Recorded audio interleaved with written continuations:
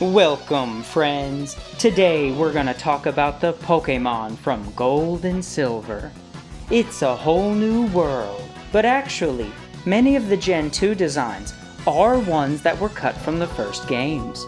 The Pokémon Red and Blue games were filled right up to the data limits of what they could fit on a Game Boy cartridge. And what's crazy is that the Gold and Silver games are about double in size, with Red and Blue being 384 kilobytes compared to Gold and Silver, which had 710 kilobytes. And what's really crazy is that's not even enough data for a single photo on a modern smartphone. They also came up with some new techniques to compress the data, to get even more mileage out of the larger storage capacity of those new Game Boy Color games. Of course, Gold and Silver are Game Boy Color games, but they were also transitional games, which were playable on the original Game Boy. Usually those transitional games came on these black cartridges, but the new Pokémon games came in these very stylish Gold and Silver cases. So the Pokémon games were massive for their time, but on top of having 100 new Pokémon, these games also contained the original 151, and surprisingly, the entire Kanto region. After beating the main game, you then unlock access to the entire world of the first game. The Gold and Silver games are unbelievably massive. We also got a couple of new types, because Psychic type in Gen 1 was a huge problem, so they added in Dark and Steel type to help balance it out. But they're also just really cool types, and made these games feel fresh and exciting. A few of the OGs also got an evolution in these new types, and then Magnemite gained the new Steel type as well, which makes sense. I mean, it is a magnet after all, and Magneton is of course just 3 of them in a polyamorous love triangle. Scizor is essentially a Steel type Scyther, so we already know that Scyther is some kind of mantis, which are known for their quick strikes and ability to ambush prey. Its Japanese name is Strike, which is a transliteration of the English word for strike.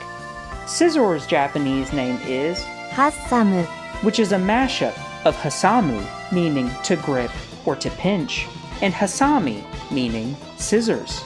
His English name well reflects its Japanese one. So it's a Steel-type Scyther with scissor hands.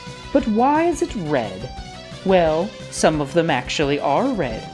And then there's this guy called the Mantis Shrimp, which isn't even actually a mantis at all. Nor is it a shrimp for that matter either. Properly called the Stomatopod, these bad boys have an insanely powerful punch, and can even strike with the same force and speed of a .22 caliber bullet. And Scizor is also known for his iconic bullet punch attack. Next up we got Forretress, which is another Steel-type bug. The English name sounds like fortress, but they call him Forretos, which is a mashup of the English word forest and tosu, which is an onomatopoeia for explosion, which was also his gimmick in the TV show. Fortress Explosion!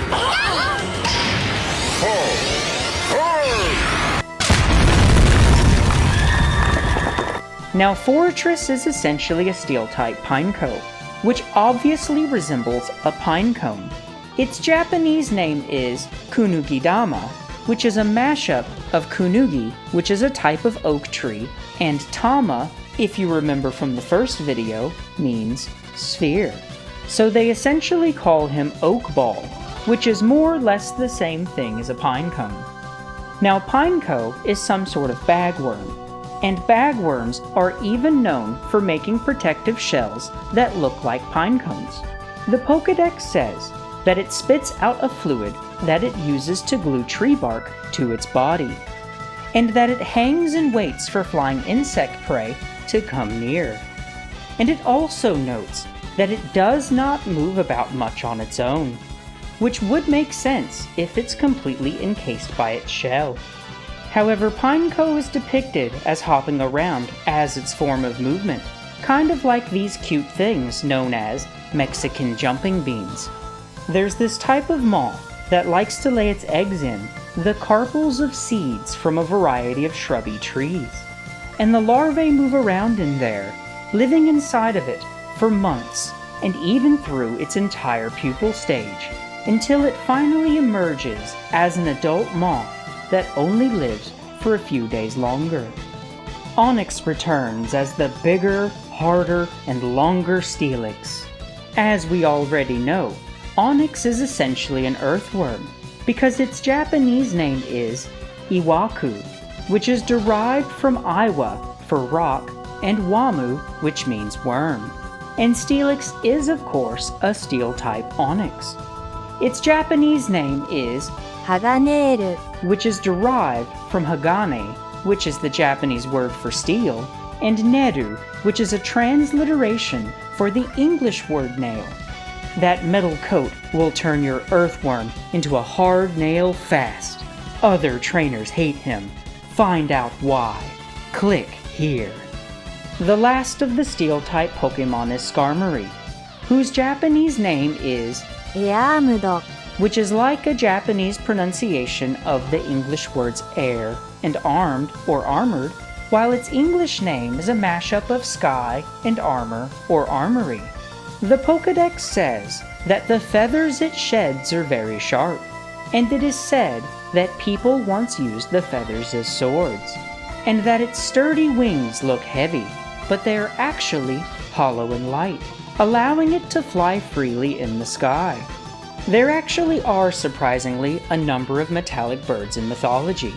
The most prominent example are the Greek Stymphalian birds, which are described as dangerous man-eating birds with beaks of bronze and sharp metallic feathers they could launch at their victims, as well as poisonous dung. Sounds like somebody who's quite popular in the advanced OU meta. There's another one from the Philippines called the Minokawa, which is a giant bird with feathers said to be as sharp as swords, and having eyes like mirrors, as well as a beak and legs of steel. It's also often described as being incredibly massive. This creature is said to be so big and so powerful that it could devour the sun and moon, and potentially even the entire world. Now that's pretty dark stuff, which leads us to the dark Pokémon. We'll start with Murkrow, whose English name is derived from Murky Crow, and its Japanese name is along the same lines. They call him Yami Karasu, with Yami meaning darkness, and Karasu being the Japanese word for crow. Crows are often associated with evil and darkness, and the Pokédex says that it's feared and loathed by many. It is believed to bring misfortune to all those who see it at night, and it is said that when chased, it lures its attackers onto dark mountain trails where the foe will get lost. And then its appearance also highly resembles that of a witch. We got the big pointy hat, representing a bird's crest. Its bushy tail is like that of a broom, which is a really cute detail, as it's meant to look like a witch flying around on a broom. And it's even got that stank crooked nose. Next up we got Sneasel, whose English name reflects that it's some kind of weasel, but its Japanese name is Miura, with Mew being like an onomatopoeia for mew or meow, and Nora meaning stray animal. Sneasel is also likely based on this yokai called the Kama Itachi, which is a weasel-like creature that rides on the wind and is associated with cold, cutting winds, and frostbite. And of course, Sneasel is also ice-type for no other discernible reason, so I'd say there's a pretty strong connection there.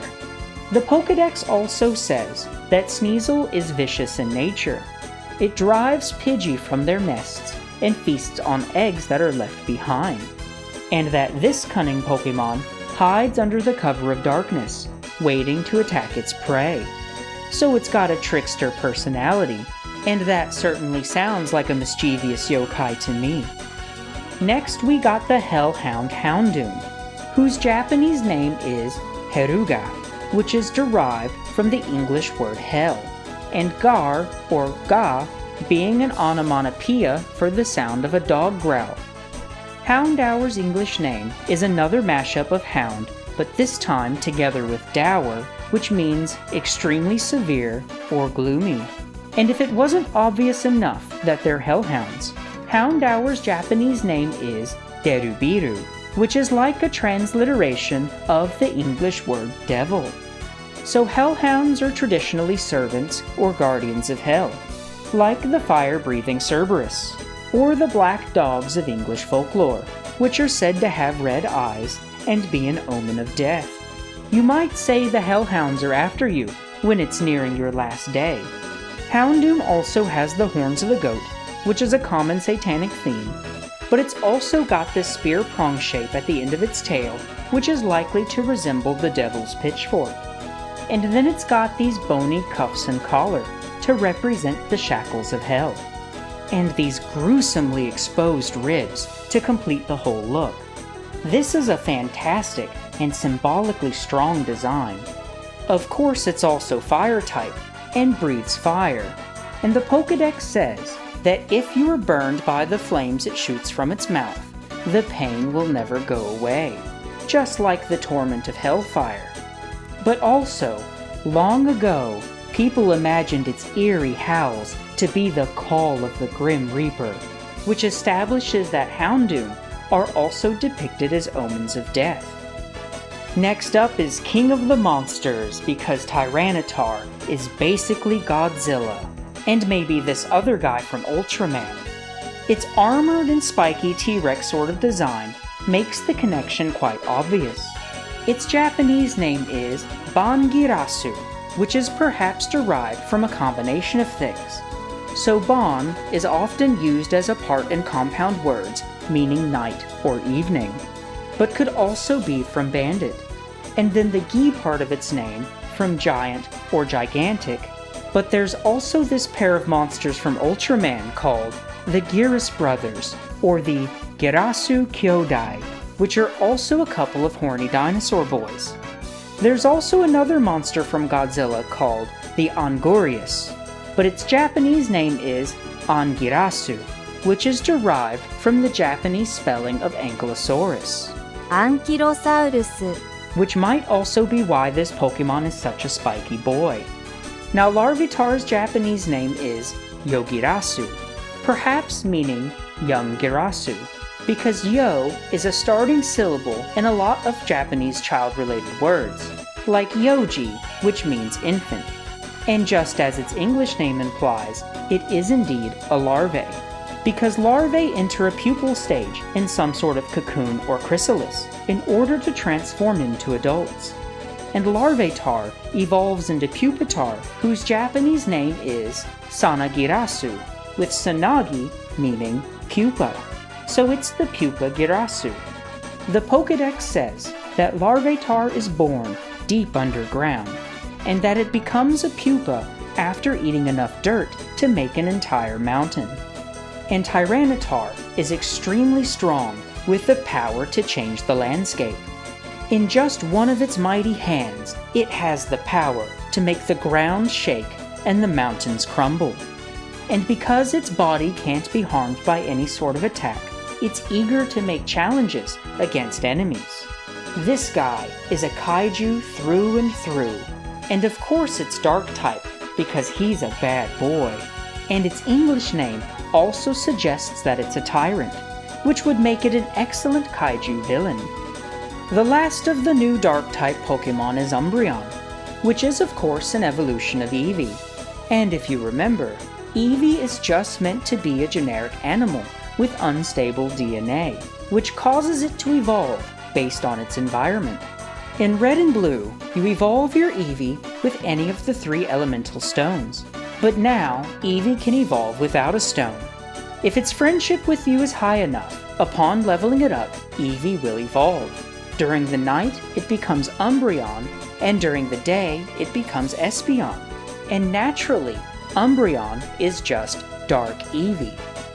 As you may already know, Umbra means night, but its Japanese name is Buraki, which is a transliteration of Blackie. And y'all thought Jinx was bad, but it's actually derived from a combination of black and lucky. Because unlike the West, Japan believes that black cats are lucky, as opposed to them being an omen. Interestingly though, Umbreon was originally intended to be poison type, and was even poison type in the beta version. It had a similar sprite, but with purple accents instead of gold ones. And there was also going to be a poison stone which was cut. But the Pokédex in gold version still says that when agitated, this Pokémon protects itself by spraying poisonous sweat from its pores. And if you hadn't already guessed, Espeon is Psychic Eevee. Its Japanese name is Eevee, perhaps in reference to Eevee's name, Eevee, which is quite similar to its English one. But it could also be derived from Esper and Firu, which means to feel, in regards to its heightened psychic senses, which would also make sense as to why it's called Espeon in English, either from Esper or ESP, which stands for extrasensory perception. But either way, it's Psychic Eevee, and the Pokédex says that it uses the fine hair that covers its body to sense air currents and predict its enemy's actions, which goes back to the whole psychic feeling thing. It's also got that red stone in its forehead, kind of like the carbuncle, which, if you remember, is a mythical creature also described as a generic animal. But having that red jewel on the forehead seems to be a recurring theme with Pokémon who have psychic powers. And as we've already discussed before, it resembles a few different things in different parts of the world, but mostly reflects things like devotion and spiritual significance, and essentially represents a third eye. And another fun fact that I'll bring up again is that Eevee's Japanese name is derived from the English word for evolution, and they were originally going to call it Eon, which is why all of the English names for Eevee have Eon at the end of their name. Now the Eevees are meant to be like generic animals, but an interesting detail on Espeon is that it has a forked tail, which may also be a reference to the Nikomata, which is a magical cat yokai with a variety of supernatural and psychic powers, like being able to animate and control corpses. They're also quite dangerous and are known to devour humans. Better keep your friendship high with this one. So now let's talk about those starters. And just like Kanto, the Johto grass starter Meganium is also a flower dinosaur. Its Japanese name is quite similar to its English one. They call it Meganium, which is a combination of mega and geranium, which is a genus of flower with over 400 different species. Geranium come in all sorts of different colors and patterns, but here's one that more resembles our guy. Originally, they were going to call it Hana-Ryu, which means flower dragon, with Hana meaning flower and Ryu meaning dragon. Bayleaf's Japanese name is also the same as its English one. It's just that they say it like this. Bayleaf, And bayleaf is an aromatic leaf which is commonly used as an herb, which is exactly what it's sporting on its head there. The Pokédex also says that a spicy aroma emanates from around its neck. The aroma acts as a stimulant to restore health, and that the scent that wafts from the leaves on its neck causes anyone who smells it to become energetic. In the beta version of the game that was demoed at Space World 97, Bayleaf had a very different design and was called Hanamogura, which means flower mole. And the way that it was written in kanji was similar to the kanji used for Earth Dragon, which suggests that it was intended to be a mole that blossoms into a dragon. And naturally, Chikorita's Japanese name is exactly the same as its English one, Chikorita, and it's derived from chicory, which is another herb, and ita, which is a suffix added to Spanish words to say something is small. Chicory also grow blue or white flowers and is often used as an energy booster. It's quite funny how each of them is based on a completely different plant, but Pokemon are magical in that sort of way, and whether it's still canon or not, in one of the old comics, Electric Tale of Pikachu #1, it says that all Pokemon are a single species, as Pokemon is the name for a mysterious species not recorded in traditional biological taxonomies. And subspecies of Pokemon include animals, grass, insects, and all that other stuff. But due to similarities in their genetic and cellular structure, they must be considered a single species. But also, in the same spread on the very next page, it talks about how it takes millions of years for most life forms to evolve into different forms. But Pokemon can transform radically in a very short period of time. So having each of the Flower Boys being based on different plants actually isn't so far-fetched. Next up we got Typhlosion, which is like an explosive honey badger. Its Japanese name is Bakufun, so a word for blast or explosion in Japanese is Bakuhatsu, and his name is like that with fun at the end of it because it's like an explosive typhoon. And of course, Flame Wheel is like its signature attack. Quilava's Japanese name is Magumarashi, which is a mashup of Maguma, which is how they say magma, and Yamarashi, which is the Japanese word for porcupine.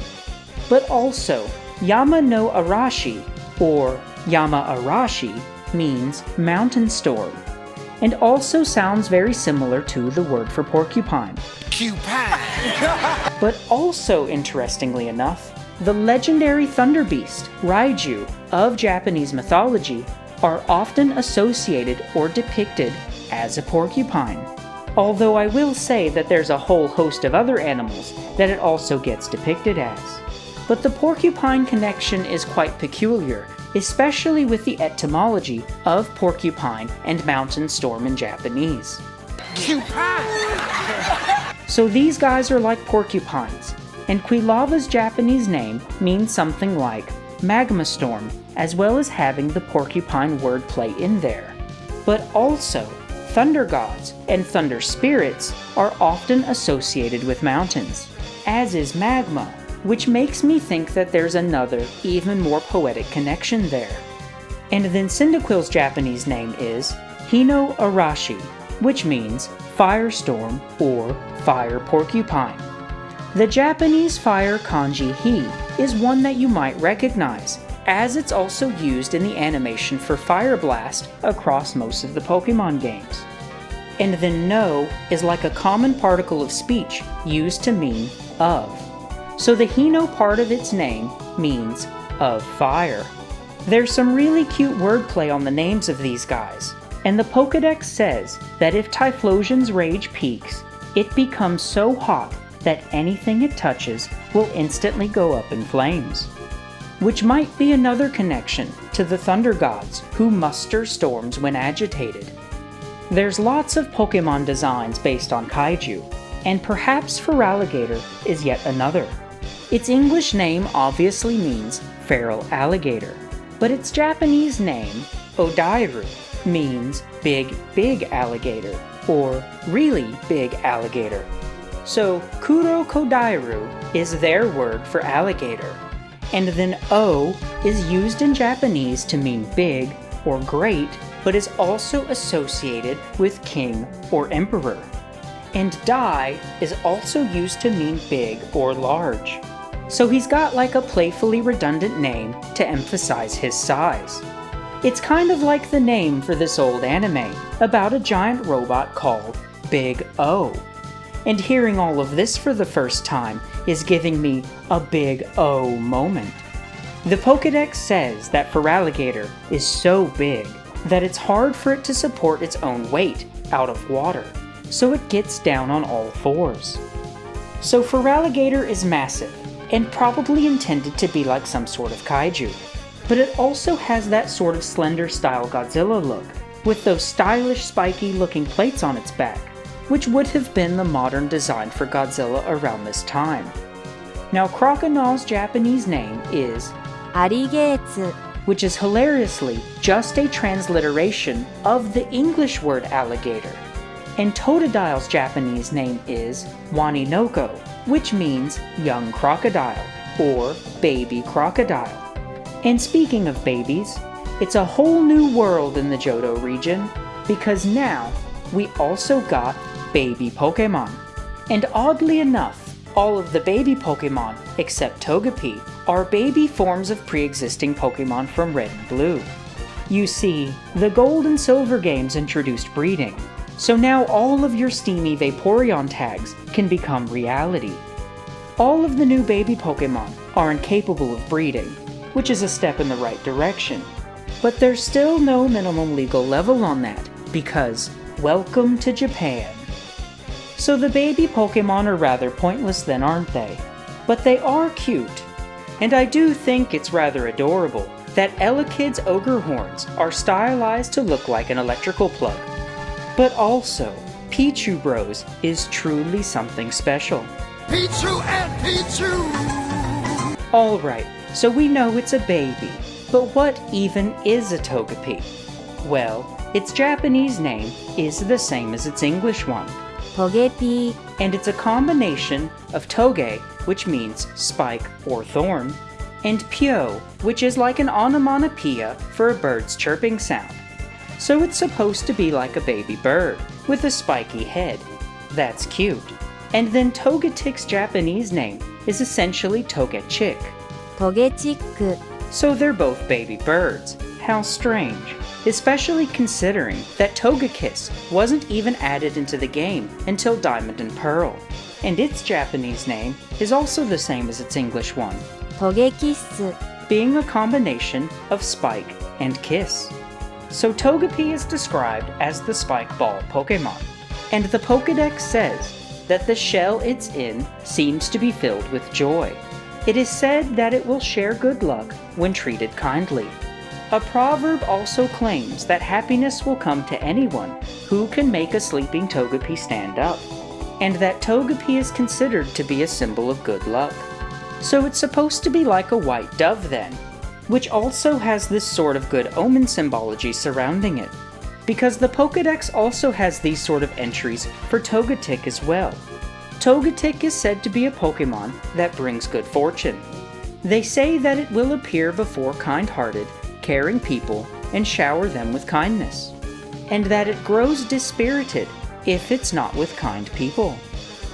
So Tyrogue is an interesting one, because not only is it a baby of a pre-existing Pokemon, but it's also got a branching evolution thing going on. It could evolve into either Hitmonchan or Hitmonlee, or also the all-new Pokemon Hitmontop. Hitmonchan and Hitmonlee were both named after famous martial artists and fighters, but Tyrogue's English name is a combination of Tyro, which is an obscure word that means beginner, and rogue, I guess because he's different. But his Japanese name is Baruki, which is like a transliteration of the English word bulky. So obviously Hitmontop is like a spinning top, but its Japanese name is Capoeira, because it's named after the capoeira fighting style, which is like a dancing martial art, where you sort of move around in a circular pattern while kicking and spinning.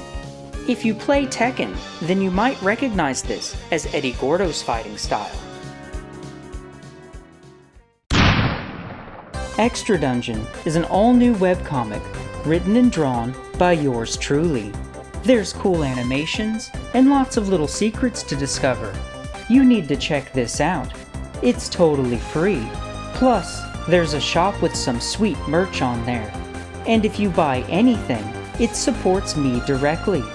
But you can also become a friend of the channel by becoming a member, or by joining me on Patreon. You could even choose the game for my next awesome video.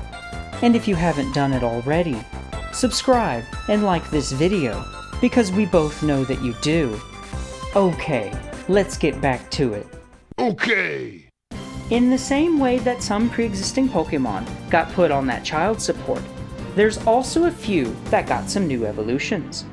We'll start with Kingdra, which evolves from Seadra, who is obviously a seahorse, but Kingdra gains that dragon type when it evolves. And as its name implies, it's the king of dragons. Its Japanese name is essentially the same.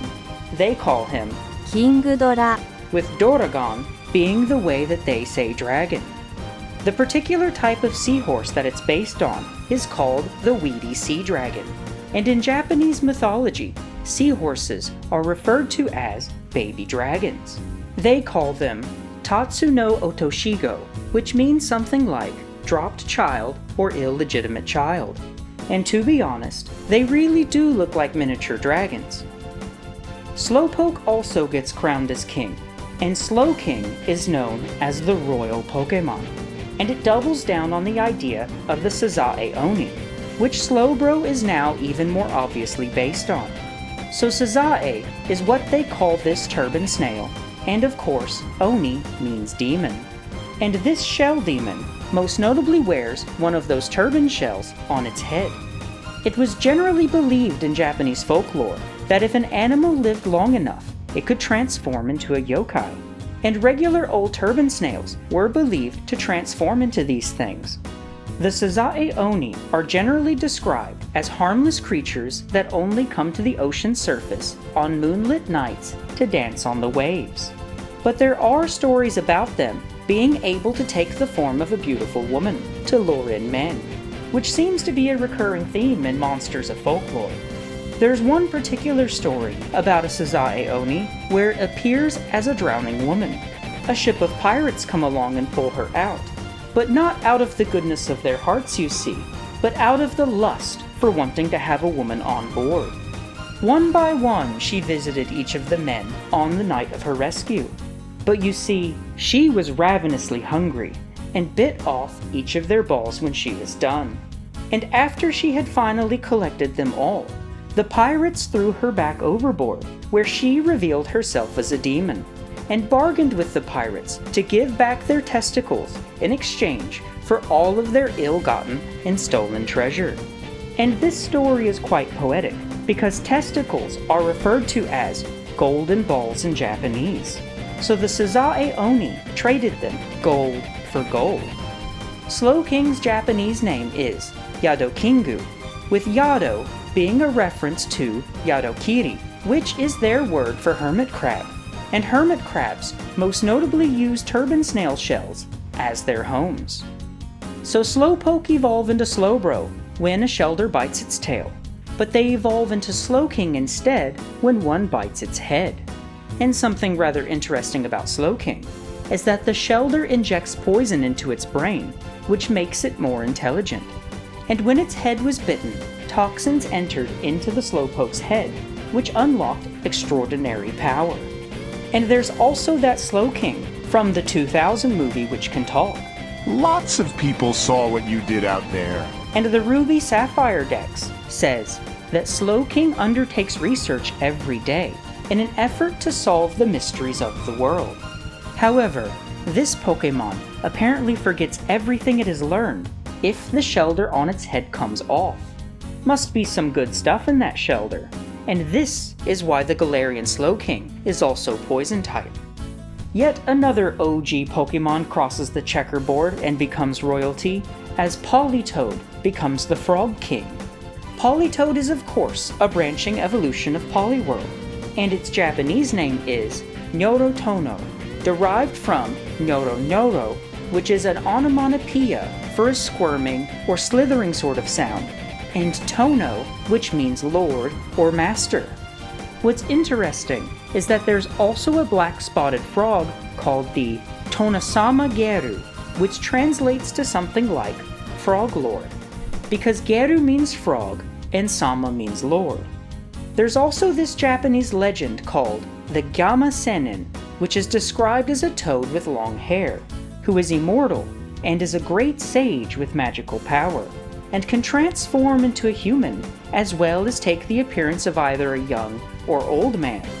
Now what's interesting about this is that the Pokédex says the curled hair on Politoed's head is proof of its status as king, and it is said that the longer and more curled the hair is, the more respect this Pokemon earns from its peers.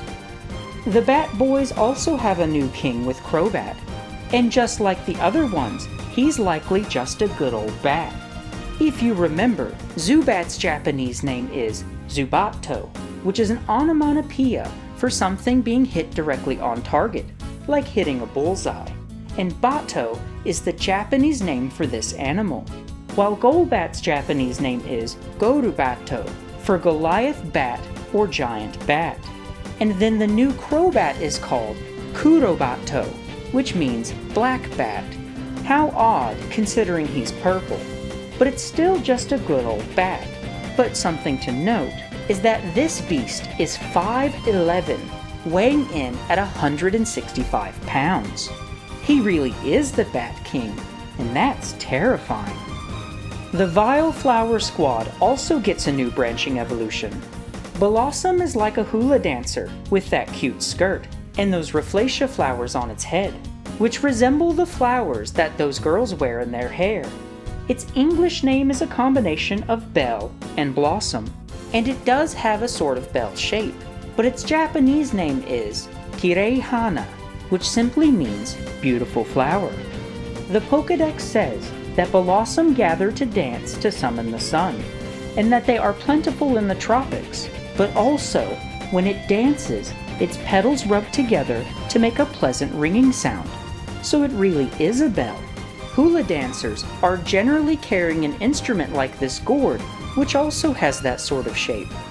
The egg-nursing axolotl finally graduates medical school and becomes a Blissey, who they call Happinasu, which is a transliteration of the English word happiness. It's a rather interesting transformation, don't you think? Because Chansey is like an amphibian with those gills, but Blissey is described as having fluffy fur, and it looks more like an angel actually, especially with those tufts of hair around her arms that sort of look like wings. But its new curly hairstyle is probably meant to match better with Nurse Joy, as Blissey and Chansey are the iconic Pokémon of the Pokémon Center. The last of the OGs comes to the next generation with next generation graphics. If you remember, Porygon's Japanese name is exactly the same as its English one. It's just a transliteration of the English word polygon, which maybe should have been its English name. And its design is a play off of the new modern Polygon graphics of the time. And because its lead designer, Satoshi Tajiri, who was also the lead director of Red and Blue, was often asked when he was gonna start making 3D games with those new Polygon graphics.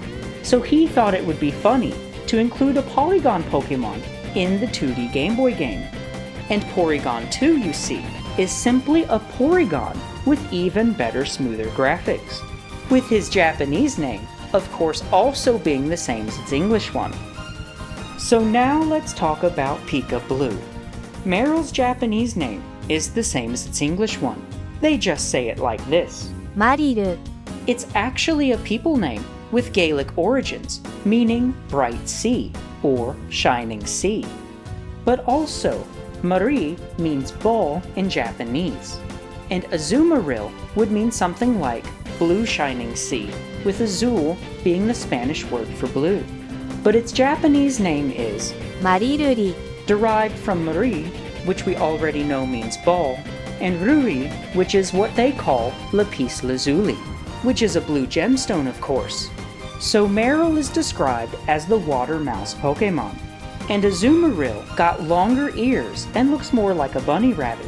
And the Pokédex says that by keeping still and listening intently, it can tell what is in any water, even wild and fast-moving rivers.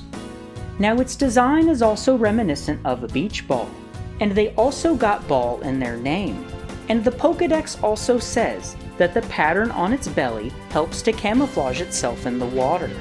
It can also inhale and store a large volume of air, and it's described as using its stored air to make air balloons to save drowning Pokémon. So it's essentially a ball full of air, just like a beach ball. Now the whole Pika Blue thing originates from the early teasers of new Pokémon. Pretty much all of it was in Japanese. And not only was the internet not as accessible as it is now, but information wasn't as available on there as it is now either. And searching for stuff online would mostly show you all the same word-of-mouth rumors that you already knew. Before the Gold and Silver games were released, some of the Gen 2 Pokémon were featured in things like the first Pokémon movie, and that short, which plays at the beginning of it, called Pikachu's Vacation. Of course, Misty gets that Togepi all the way back in Season 1, and then there was also stuff like those Southern Island promo sets, which were released in Japanese a whole year before the English names came out. And the English version of these cards wouldn't be released all the way until 2001 when the Gold and Silver games were already out. So there was a time when we were seeing some of these new Pokémon and didn't know their names. And maybe you'd picked up one of their names from a magazine or from a fan site, but most of that was speculative. Even a lot of printed media was just regurgitating rumors of these fan theories. And hilariously, the Topps trading cards for the first Pokémon movie have Marill listed as Pika Blue. Funny how they call Marill Pika Blue, but also have Snubbull down as its Japanese name. It's also not hard to imagine this guy being called Pika Blue, especially cause they both got the same face. And if you couldn't read Japanese, you wouldn't know any better. But did you know that early concept art for Marill have it as pink? Another Gen 2 Pokémon featured in Pikachu's Vacation is Snubbull, which is like a circus-looking bulldog. Its Japanese name is Buru, which might be a transliteration of the word bull, referencing the kind of dog that it is. But also, Buru Buru is like an onomatopoeia for shaking or trembling, from something like cold or anger. But he's actually a sweetheart. The Pokédex says that although it looks frightening, it is actually kind and affectionate. It is very popular among women, and in truth, it is a cowardly Pokémon. It growls eagerly in order to hide its fear from its opponent. So perhaps its name is also Buru because it trembles in its own fear. And then Granbull's Japanese name is the same as its English one, グランブル derived from Grand and Bull or Buru. And just like Snubbull, Granbull is also actually quite timid and easily spooked. And if attacked, it flails about to fend off its attacker. So they're essentially scaredy cat dogs who try to look frightening, which is quite funny. But something rather interesting about the clown dogs is that they were classified or categorized as fairy Pokémon long before fairy was even an attack type. Snubbull, the fairy Pokémon. So a category or a classification in Pokémon identifies a Pokémon based on one of its defining biological features. And the only other Pokémon to get this classification are Clefairy and Clefable. And oddly enough not the baby, who is classified as a star-shaped Pokémon. When the fairy type was introduced to the Pokémon games, the Bulldogs also got swapped to the new type. There's also a number of fairy dogs or supernatural dogs in mythology or folklore, but I don't know if there's any particular one that Snubbull might be based on. Also, Granbull doesn't continue the circus clown sort of look either, and perhaps Snubbull's dress-like design is more meant to reflect how people like to dress up their little dogs. Another Pokémon that was featured in the first movie was Donphan, which is like a rolling elephant.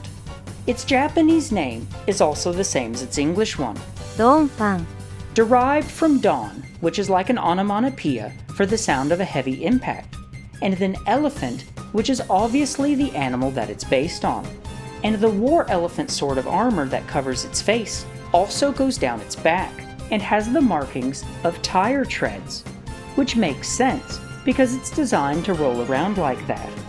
The ladybug Pokémon Ledyba is another one that was teased early. It was included in those Southern Island cards, as well as being featured in one of the Pikachu short films, Pikachu's Rescue Adventure. So obviously it's a ladybug, and its English name implies that, and its Japanese name is quite similar, レディバ which is either a transliteration of ladybug or ladybird, which is actually where ladybugs derive their English names. So ladybugs were originally called Our Lady's Birds, as a reference to the Virgin Mary, because Mary is often depicted in red clothing, which is symbolic in its own right for a number of reasons. and represents things like love and sacrifice, or the blood of Christ, but also Mary's Catholic and occult status as the Queen of Heaven.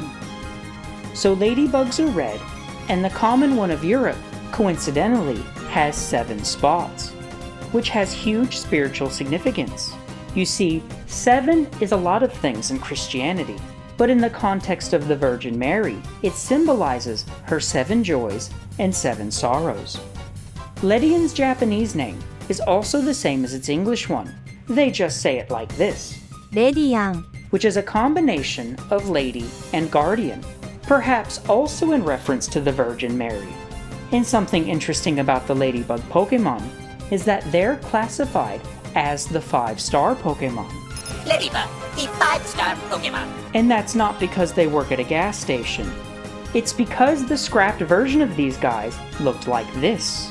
Also, the Pokédex says that the star patterns on its back grows larger or smaller depending on the number of stars in the night sky, and that it uses starlight as energy, which is obviously a reference to its scrapped design. The Virgin Mary is also often symbolized with a star, even being represented as the guiding star, or the Star of the Sea, which is also known as the Stella Maris. So now let's talk about those birds and squirrels. It was novel and amusing to see more generic animal Pokémon back in the day, but I don't know why every generation feels the need to have its own take on this. Don't you think we got enough of these already? Pidgey and Rattata not good enough? Anyway, Noctowl is exactly what it looks like, and its Japanese name is 夜のづく which is a combination of Yoru, meaning night, and Mimizuku, which is what they call the Great Horned Owl. But what's really cute is that Hoot Hoot's design is like that of an owl together with a clock. It's got this pattern around its eyes, and those giant brows are reminiscent of clock hands. The Pokédex says that Hoot Hoot has a perfect sense of time, and that it keeps rhythm by precisely tilting its head in time.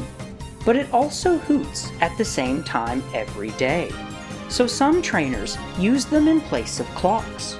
It's a rather cute design, and it goes well with the new internal clock feature of the Gold and Silver games, which now changes the in-game time of day to reflect the real time of day. And assuming that you set your clock properly, these are nocturnal Pokémon which only appear at night. So Furret and Sentret are diurnal Pokémon. Now that's a word you've likely not heard before. It means that they're only active during the daytime. So Sentret's Japanese name is Otachi, and its evolution is called O-Otachi, because we already know about that big O. But the kanji for O can also mean tail, and Itachi is the Japanese name for weasel. But also, Tatsu means to stand, and its name means something like big-tailed weasel, or standing on tail weasel. And naturally, Sentret does in fact stand on its tail. And if you didn't know, ferrets are a type of weasel. The Pokédex says that Furret is quick at hunting Rattata, and weasels actually do eat mice. A far more interesting bird is Xatu, which is a combination of an exotic bird and Native American totem poles. This is the resplendent Quetzal, which is a small bird that lives in tropical forests. It was highly revered by ancient Mayan and Aztec cultures, as well as the legendary feathered serpent, Quetzalcoatl, which is depicted as a feathered serpent with the feathers of a Quetzal bird.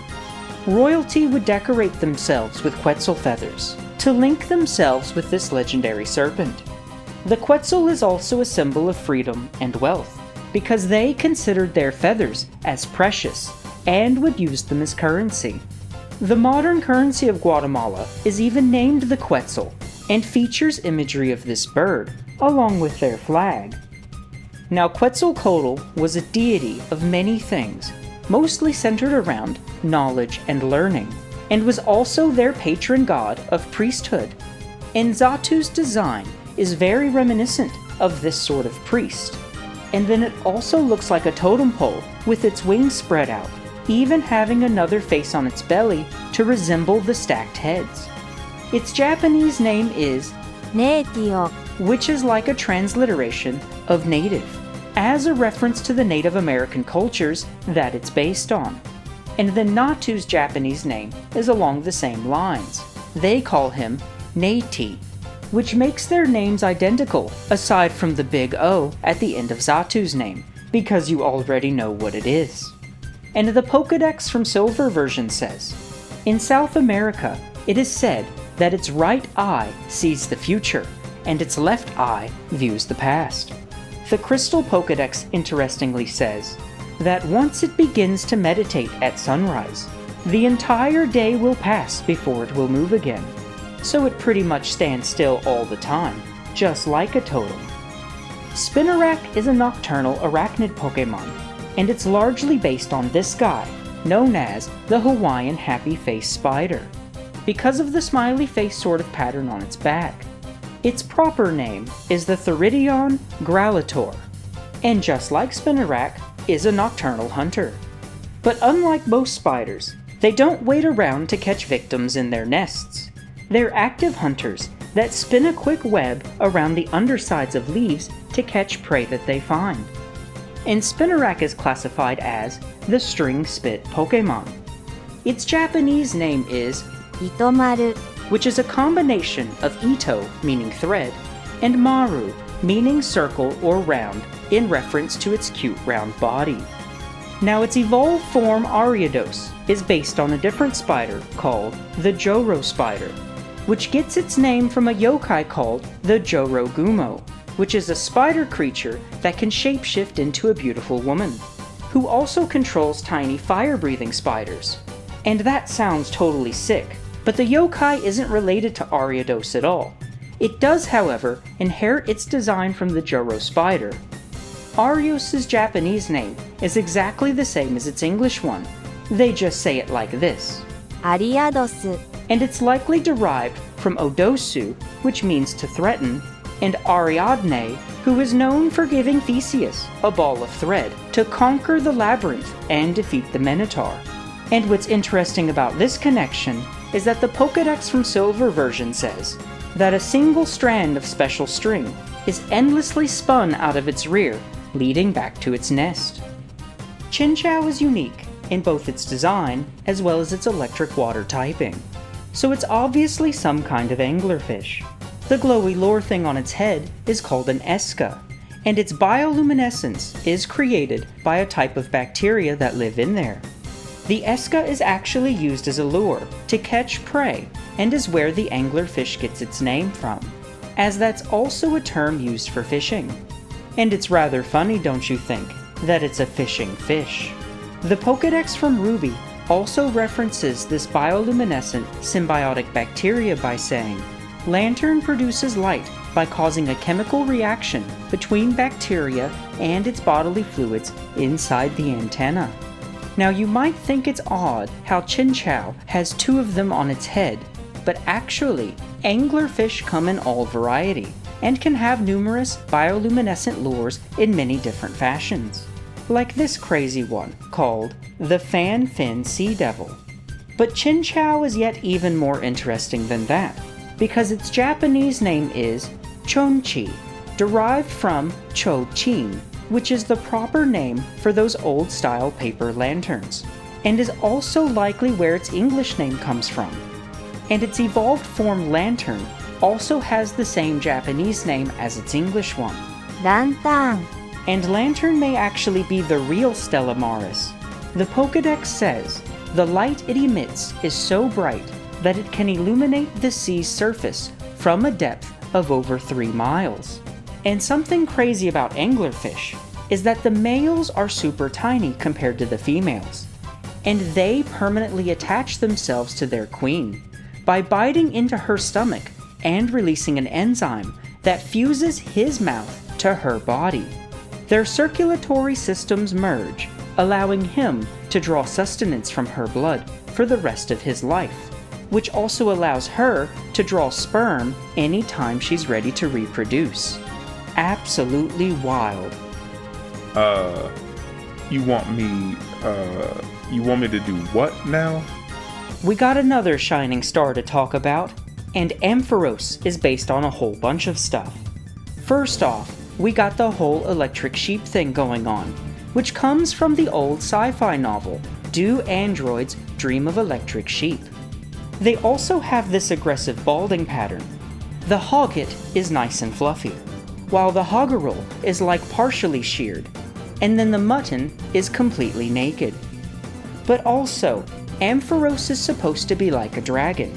You see, its Japanese name is Denryu, which is a play on words that means electric current, but also separating the two syllables into separate words means electric dragon. And interestingly enough, Ampharos gains the dragon typing when it mega evolves. But also, Denkyu is the Japanese word for light bulb, which is perhaps what's on the end of its tail there. The Pokédex from Gold version says that the tail's tip shines brightly and can be seen from far away, and that it acts as a beacon for lost people.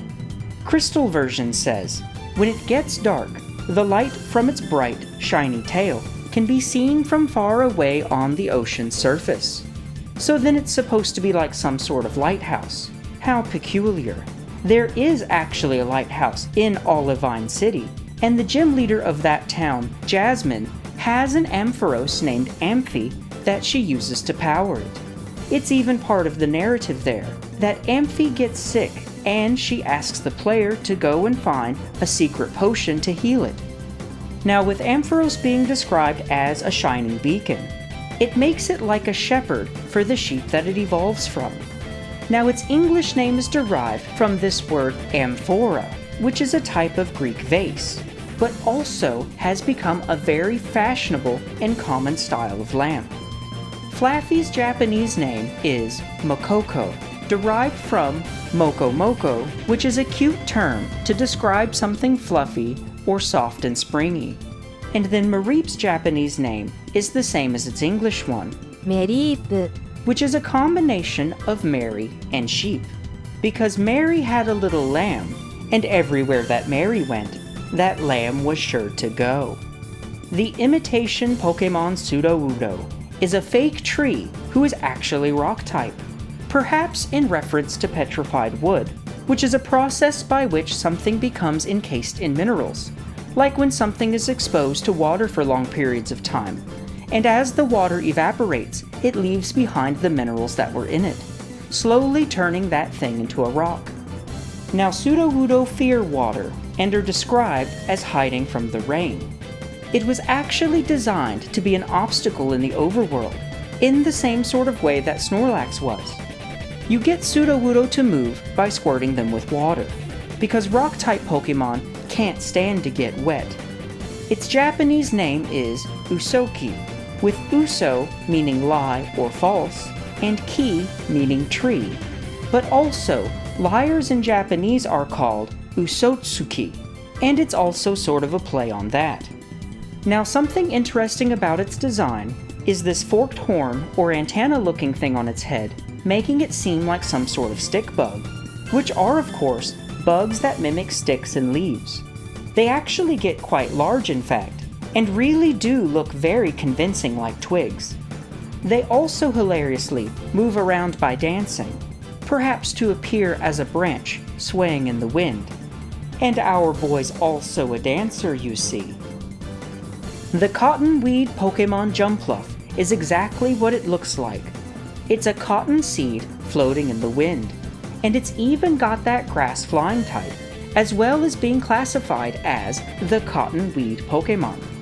Its Japanese name is Watako, which is derived from wata, meaning raw cotton, and perhaps uku, which means to float, or ko, which is used to describe something that is young or small. Which would make sense, because even though it's a fully evolved Pokemon, it's still essentially a seed. Skiploom is called Popoko, which is likely derived from Tanpopo, meaning dandelion.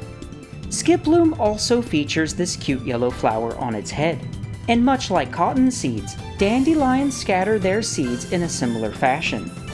After the yellow flower blossoms, its head will then start forming seeds until it becomes a wish ready to be blown. If you can blow all of the seeds away with a single breath, then perhaps your wish will come true. And naturally, these seeds float around in the same fashion as cotton ones do. Also, a loom is a device used for weaving cloth, with materials such as cotton, which is where that part of its English name comes from. And then Hoppip's English name is derived from hop and pip, as pip is an old word that means seed or small spot. Its Japanese name is Haneko, which comes from hane, meaning feather or wing. I love how the English names are all derived from synonyms for jump. They like to catch that big air. The Pokédex says that Jumpluff rides warm southern winds to cross the sea and fly to foreign lands, and that once it catches the wind, it deftly controls its cotton puff spores to float, even around the world. That boy got mad hops indeed. The newest member of the DK crew features a massive hand at the end of its tail, as a play on how monkeys have these adaptable tails properly called prehensile tails, which are able to grasp or hold objects and essentially function as an extra limb. Now, Aipom's Japanese name is the same as its English one, Aipom, and it's derived from e, which is the Japanese onomatopoeia for the sound that a monkey makes, and apamu, which is like a transliteration of the English word ape, as well as the English word palm for the giant hand on its tail. And it's hilariously also described as being overly reliant on its strong dexterous tail, which has caused its real hands to become clumsy. Sunflora is another Pokemon that's exactly what it looks like. Its Japanese name is Kimawari, derived from Himawari, which is the Japanese word for sunflower. And then Sunkern is called Himanatsu, which is a combination of Himawari and Natsu, which, if you remember from the last video, means nut. And to go along with the new clock feature, it's a really cute Pokemon that's only active during the day. In the daytime, it rushes about in a hectic manner, but it comes to a complete stop when the sun sets. And did you know that sunflowers can get quite large, and some can even grow up to 15 feet or more? Yanma is yet another Pokemon, which is exactly what it appears to be. And if you hadn't already guessed, it's a dragonfly. Yanma is classified as the clear-winged Pokemon, and its Japanese name is quite similar to its English one. They call him Yanma, because Yanma is the Japanese word for this insect, and they essentially say it twice to emphasize its size. This is the common dragonfly, also known as the green darner. They're quite abundant in America, especially in the Midwest where I'm from. They lay their eggs in water, which develop in an aquatic stage called nymphs. But the adults are incredibly strong flyers and can wander a great distance away from their nymph habitat. They're also predators, which hunt other flying insects, such as butterflies or wasps. The Viridian Forest better watch out for this guy. Quagsire is a cute Pokemon with an interesting water-ground typing, and it's based on the Japanese giant salamander, which is a fully aquatic giant salamander endemic to Japan. And although it does swim, it actually prefers to walk along the bottom of the water, which is why it's ground type. Quagsire's Japanese name is Nuo, derived from Osansho, which is the Japanese name for this animal. Wooper, on the other hand, is based on a completely different aquatic salamander. Its Japanese name is Upa, derived from Uparupa, which is what they call the axolotl, who is also known as the Mexican salamander, which explains why it has those antler-looking things, which for the axolotl are actually gills. And if you remember from the last video, are perhaps also those flaps around Chansey's neck. Now, the English name Wooper is also derived from Uparupa, which originates from Super Looper. It comes from a UFO Cup noodle marketing campaign featuring these cute axolotl characters. But the term Super Looper gets transliterated as Oopa Roopa, and somehow or another gets lost when it gets retransliterated back into English as Wooper Looper. Now this term became popularized in Japan because they didn't have a proper word for this animal, so people just started recognizing them by what they were called in the commercials. And usually Japanese would transliterate a word for something when they don't have one of their own. But the direct transliteration of axolotl becomes Aho Rotoru, which is quite funny, because Aho means stupid or idiot, and Rotoru is a slur for old person, meaning something similar to geezer in English. So people weren't too fond of calling this animal a stupid geezer, and Wooper Looper went on to become a popular icon in Japanese culture. Misdreavus is classified as the Screech Pokémon, and the Pokédex says that it likes playing mischievous tricks, such as screaming and wailing, to startle people at night. And it uses its red spheres to absorb the fearful feelings of foes and turn them into nutrition. How interesting! The Banshee is also a spirit known for wailing and shrieking, but the Banshee isn't a creature that's out looking for victims. You see, the Banshee laments or heralds the death of a true Irishman, and usually appears grieving with the family, almost in the same way that guardian angels are believed to be present at funerals. But the Banshee is described as having long streaming hair and red eyes from crying all the time. There's also a yokai called the Nukebuki, whose head separates from its body and flies about, which is a poetic way to describe a soul wandering away from its body. Now this yokai is also known for being mischievous, as well as attacking people at night, and even drinking their blood. And they're described as vicious biters, who brutally bite people and animals. And the silver version Pokédex says, Misdreavus loves to bite and yank people's hair from behind without warning. Now its Japanese name is Muma, which is quite similar and pronounced identically to Muma, meaning dream demon. Its English name is a bit more playful though, being of course a combination of mistress and mischievous. Now Misdreavus also sports that very fashionable beaded necklace, which are generally associated with warding away evil spirits. Would you say that that's ironic? Because Misdreavus uses her necklace to absorb people's fear. Now the last piece of this puzzle is rooted in these dolls, where perhaps Misdreavus gets its body shape from. These are known as Teru Teru Bozu, which translates to something like Shine Shine Monk. They're hung around as a charm to bring good weather, and are said to resemble the head of a bald monk, shining on a sunny day. But a far earlier tradition from China would put this sort of doll on the end of a broomstick to symbolically sweep good spirits your way.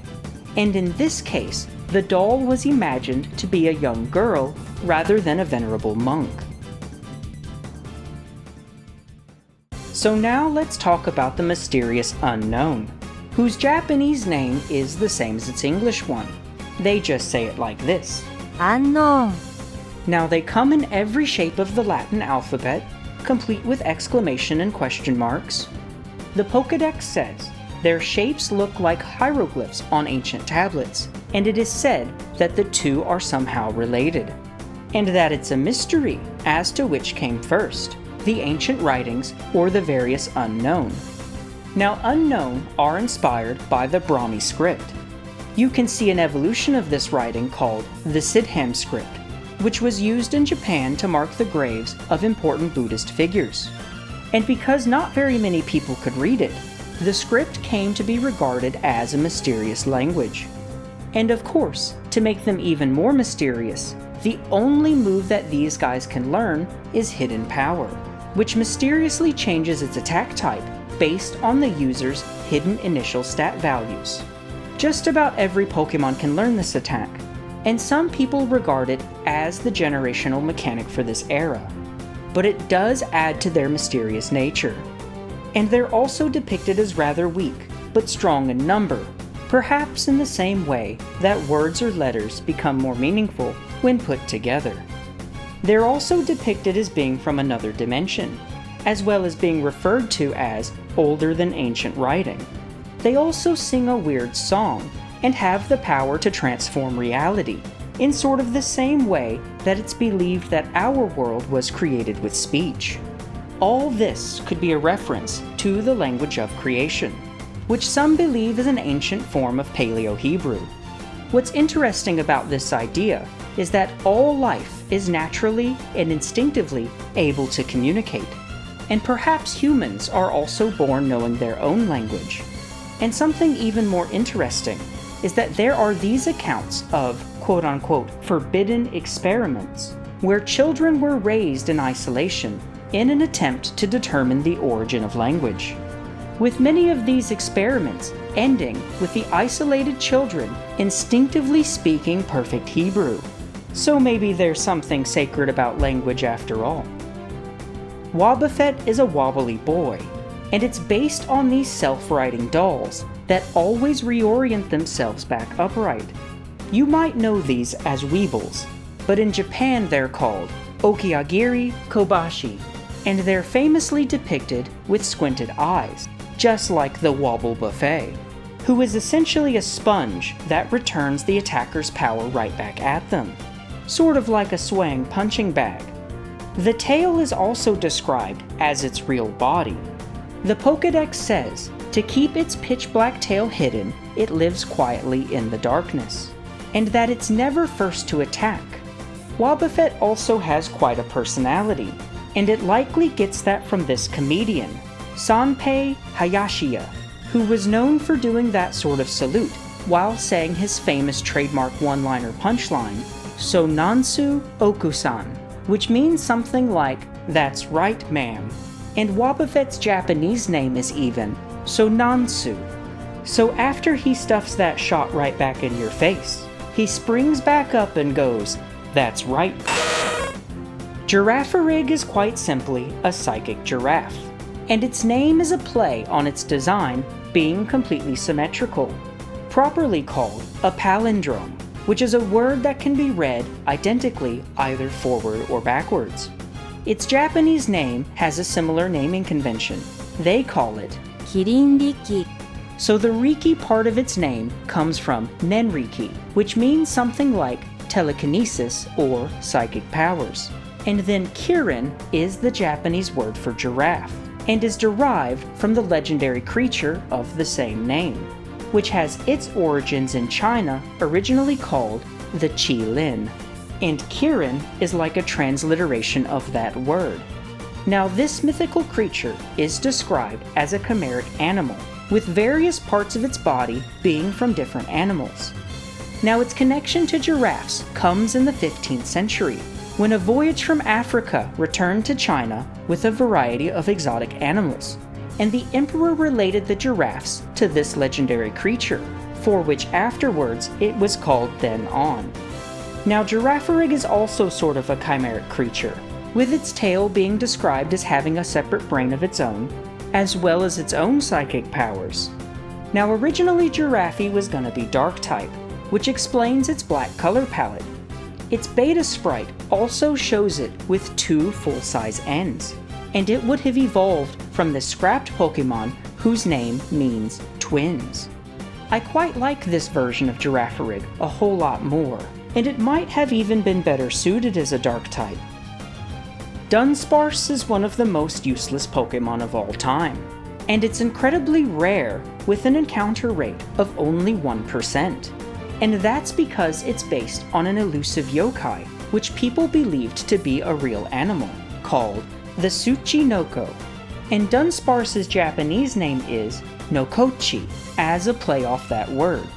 Now the Tsuchinoko is described as a short, fat snake, with the ability to jump, and even jump a second time in the air.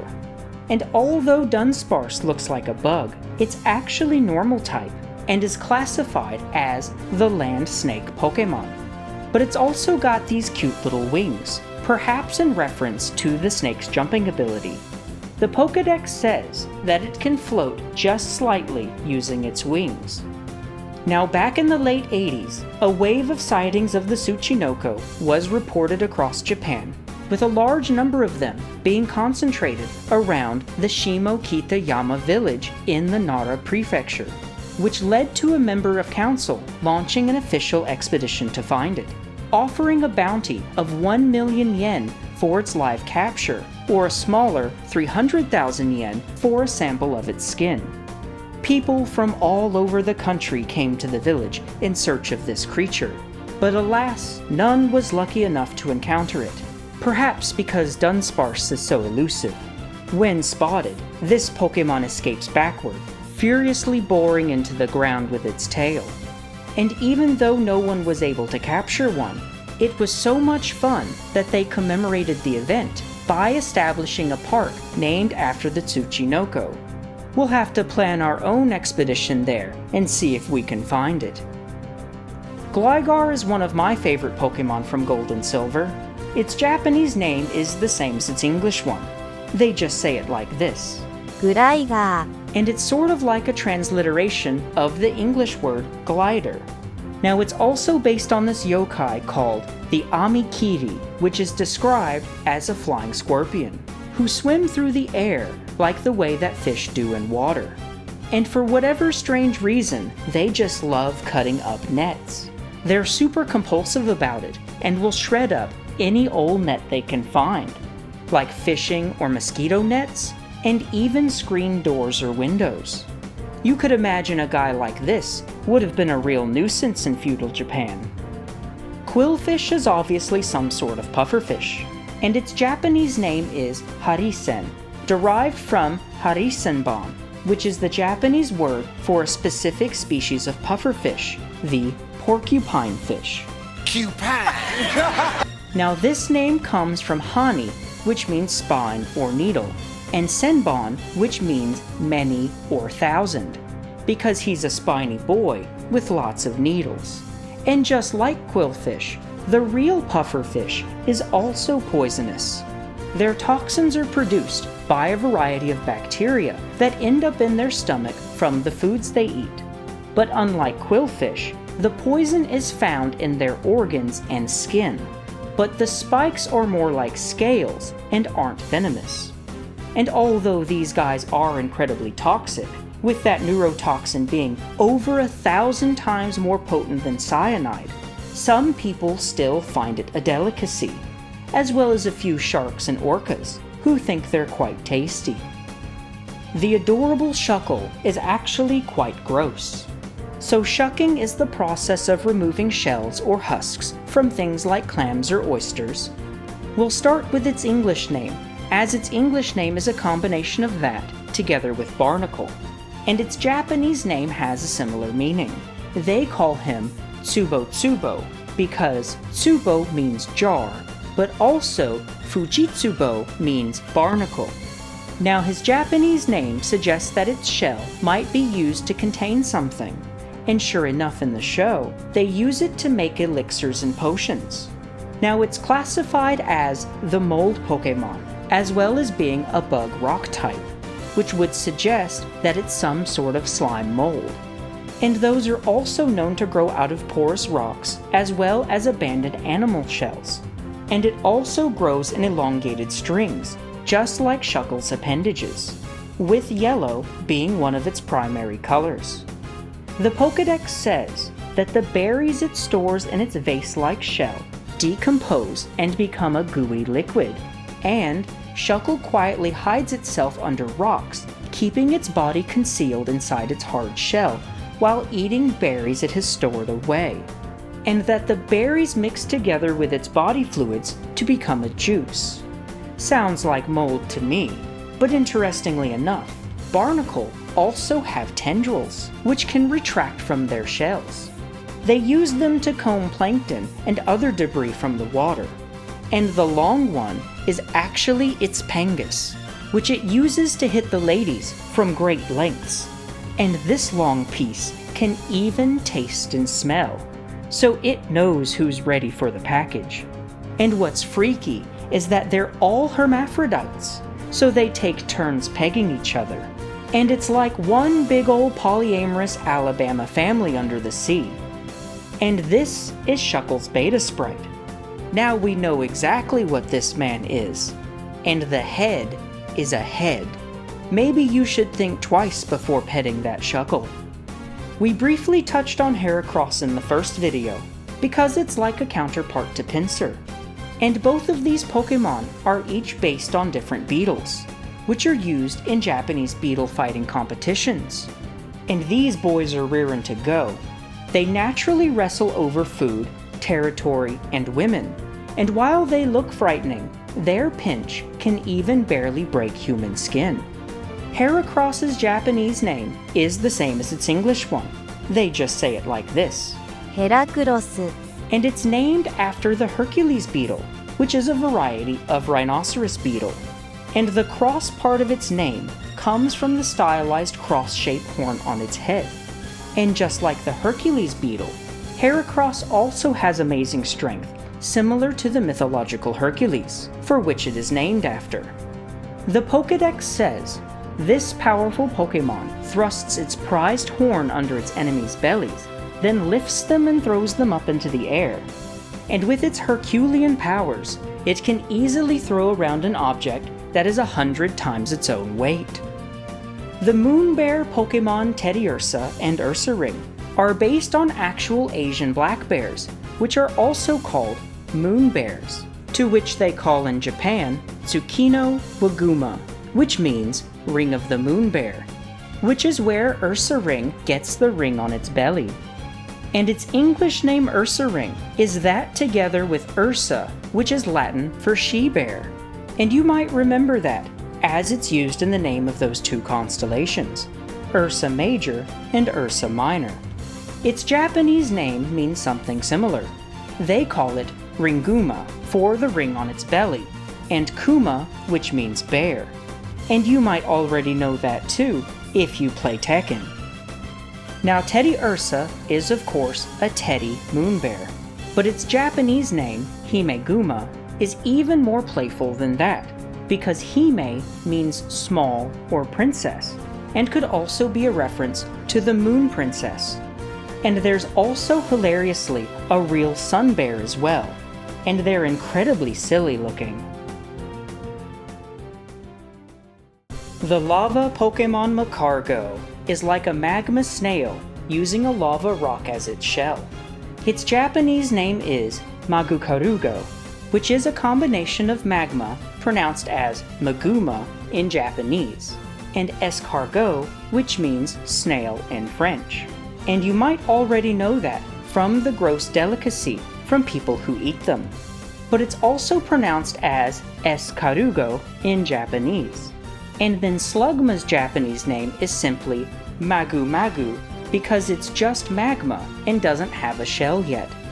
Because these guys are made of lava, they're described as never sleeping and never stop moving, because they would otherwise cool and harden.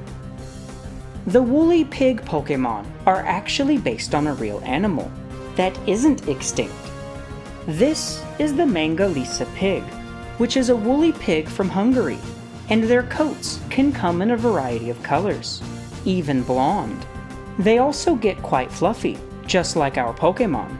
Now Piloswine's Japanese name is Inomu, which is a combination of Ino being the Japanese word for boar, and mu from the sound that cows make. And then Swinub is called Urimu, which is a combination of Uribo, meaning boar piglet, and that moo sound. Now boars are known for their ability to find and dig up food. The Pokédex says that Swinub uses the tip of its nose to dig for food. Its nose is so tough that even frozen ground poses no problem. And pigs have historically been used to find truffles, which is a rare fungus that some people see as a delicacy. They must be really good because they're incredibly expensive, being worth hundreds or even thousands per pound, given the type and quality. And did you know that the tusks on boars are actually their canine teeth? They can get quite large, depending on the species, And then there's these abominations, which have 4. And those top ones are still teeth that have grown so long that they pierce through their face.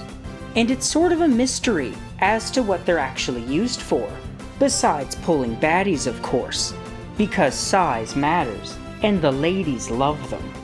But they're incredibly brittle and break very easily, so they aren't even used for fighting.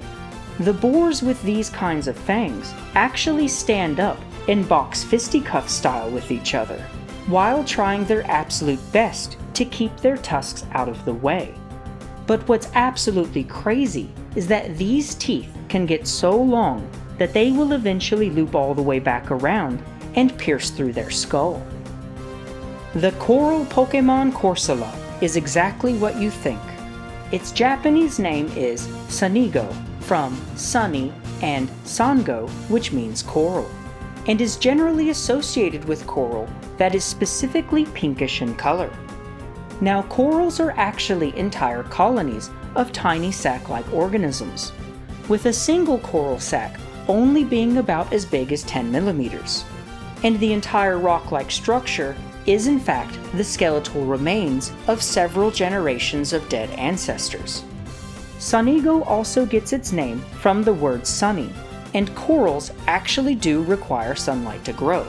Tiny algae live in their tissue and perform photosynthesis, while producing sugar and oxygen, which the coral can use for energy and growth. Also, corals themselves can absorb and redistribute sunlight while acting as a sort of sun shield to protect the algae from an overexposure to radiation, which would be harmful to them. Remoraid is a combination of the archerfish and the remora, who is also known as the suckerfish. Now, Remoraid is described as having superb accuracy. The water it shoots out can strike even moving prey from more than 300 feet away. And the archerfish is known for its ability to squirt water in order to knock down those tasty insects. And just like Remoraid, the archerfish are remarkably accurate and almost always hit their target.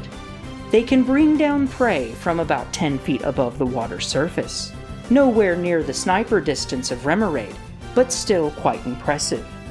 Now, its Japanese name is 鉄砲 derived from teppo, meaning gun, and specifically that term is used to refer to those old match-style lock guns.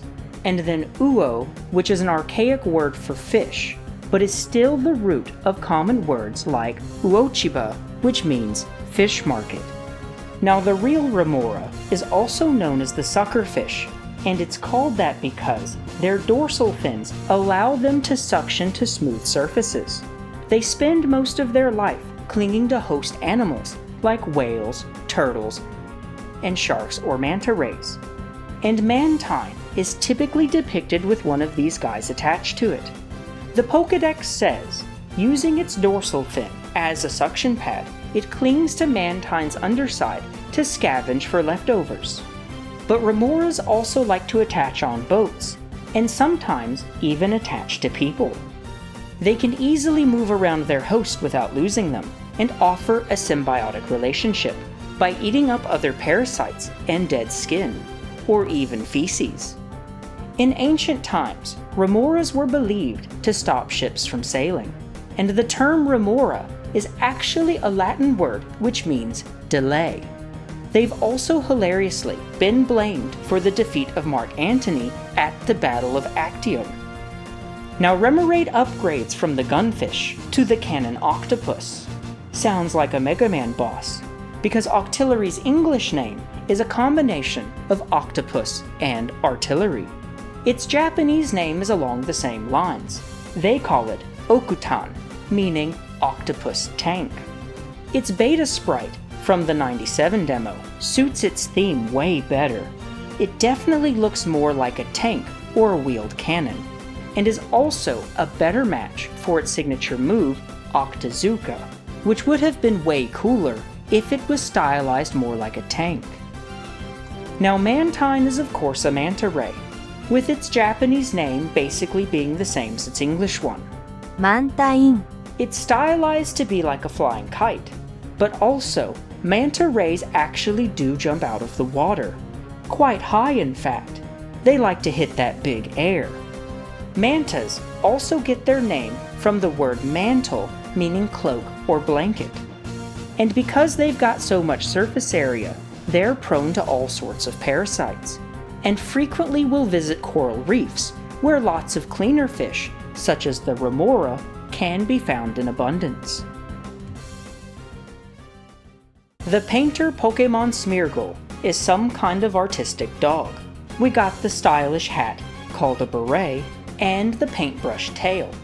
Its English name would suggest it's a beagle, but its Japanese name is simply Doburu, or double, because its signature move sketch allows it to copy any move from any Pokemon. And what's so special about that is that Smeargle retains its sketched moves, and can essentially have any combination of attacks in the game, making it an incredibly useful Pokemon. And because it's a dog, it marks its territory with the paint from its tail. The Pokédex from Gold version says, "A special fluid oozes from the tip of its tail. It paints the fluid everywhere to mark its territory, and the paint can come in a variety of colors." Crystal version says, "The color of the mysterious fluid secreted from its tail is predetermined from each Smeargle." And Smeargle also has this weird kink. He likes to get stepped on. Silver version says, once it becomes an adult, it has a tendency to let its comrades plant footprints on its back. Perhaps in reference to finger painting, but at least they wait until they're adults. The milk cow Pokemon Miltank, of course, derives its name both figuratively and literally from milk tank. Its Japanese name is the same as its English one. Miltank. And now that we've got the Pokemon Love Hotel, Pokemon come with assigned genders, and Miltank is an only female Pokemon, as a counterpart to Tauros, who is an exclusively male Pokemon. Now Miltank is of course a dairy cow. The Pokédex from Gold version says that its milk is packed with nutrition, making it the ultimate beverage for the sick or weary. Silver version says, if it has just had a baby, the milk it produces contains much more nutrition than usual. Now, depending where you are on this spectrum, milk is either incredibly dangerous, or it's a superfood, and that's because the sugar in milk, called lactose, needs to be broken down by a special enzyme that our bodies produce. And some people just simply don't produce enough of that enzyme, which causes the milk to pass undigested, allowing bacteria to ferment in it, which can make you very sick, or at the very least, give you some bad diarrhea. And large parts of the world still remain quite intolerant of milk. But for those of us who are akin to drinking it, should we really? I quite enjoy dairy products, but animals produce milk for their babies, and cow's milk in particular is designed to get a little calf real big, real quick. Christmas comes early this year, and old Delibird got you a gift. But you better watch out, because that Santa Claus bird be packin'. It's already suspicious enough to say someone wants to give you a present from their sack. But those gifts come with a random chance to be more or less powerful, and sometimes will actually heal you instead. So you better be good, because he's making a list and checking it twice. But with those odds, it looks like all the Zoomers have been especially naughty this year. That's the real reason Santa wears such a heavy belt. It only comes off in such dire times like this. And he got that genuine old-fashioned black leather to crack yo ass real good. Santa ain't had to beat kids since the Great Depression, and he ain't too happy about it either. So you better straighten up now before it's too late. Now Delibird's name simply means delivery bird, and its Japanese name is even the same as its English one. Delibird. Of course it's a penguin, stylized to look like Old Saint Nick, and its bushy tail is stylized to look like Santa's sack, which this Pokemon actually uses to store items in. The Pokédex says that it stores food in its tail, and even shares its food with lost, starving people. But remember, never to accept a present from Delibird if you're on the naughty list. On Dasher, on Dancer, and Prancer and Vixen, on Comet and Cupid and Donner and Blitzen, and Shariah, Mariah, Kariah, and Kristen. But do you recall the most famous reindeer of all? It's Stantler, and he's an absolute beast, who pulls the entire sleigh all by his magical self. The Pokédex says, those curved antlers suddenly change the flow of air to create a strange space where reality is distorted. And those who stare at its antlers will gradually lose control of their senses and be unable to stand. Maybe Stantler would have been better suited as a psychic type, because it also learns some psychic type moves, including the move just plainly called Psychic. But maybe these psychic powers are just the magic of Christmas. Its Japanese name is Odoshishi, which is derived from these fountains called Shishi Odoshi, which translates to something like deer frightening or deer scarer. They're used to scare away grazing animals that might be looking to snack on your garden. So the way these work is that water weighs down one end of the tube, so that it clanks down onto a neatly placed rock beneath it, and then it slowly tilts back up, and so on and so on. Now those big black balls in its antlers might also be a reference to other animal scaring devices, like these balloons, which are used to shoo away birds. The Crystal Pokédex says, the round balls found on fallen antlers can be ground into a powder that aids in sleeping, which might be a reference to how antlers have been used in ancient Chinese medicine. And if you didn't already know, the antlers on many animals, such as reindeer, will fall off seasonally.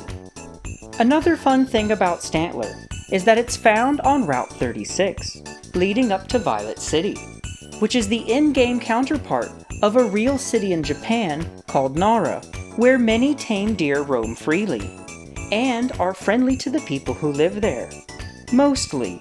They're still animals, of course, but it's become a rather popular tourist location, where you can come and buy these special crackers to feed and chill with them.